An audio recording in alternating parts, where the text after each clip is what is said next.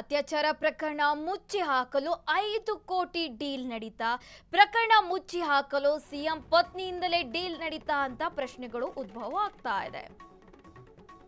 ಪ್ರಕರಣವನ್ನು ಮುಚ್ಚಿ ಹಾಕಲು ಸಿಎಂ ಪತ್ನಿಯಿಂದಲೇ ಡೀಲ್ ನಡೀತಾ ತನಿಖೆ ನಡೆಸುವಂತೆ ಸರ್ಕಾರಕ್ಕೆ ಎನ್ಎಚ್ಆರ್ಸಿ ನೋಟಿಸ್ ನೀಡಿದೆ.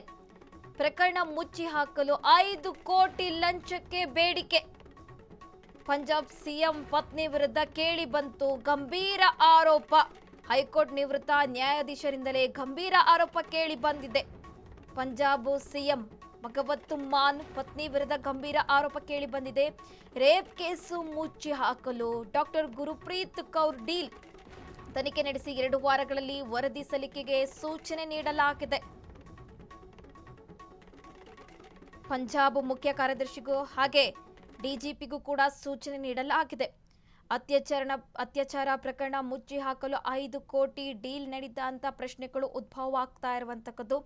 ಸಿಎಂ ಪತ್ನಿಯಿಂದಲೇ ಈ ಡೀಲ್ ಆಯ್ತಾ ಅಂತ ತನಿಖೆ ನಡೆಸುವಂತೆ ಸರ್ಕಾರಕ್ಕೆ ಎನ್ಎಚ್ಆರ್ಸಿ ಕೂಡ ನೋಟಿಸ್ ನೀಡಲಾಗಿದೆ.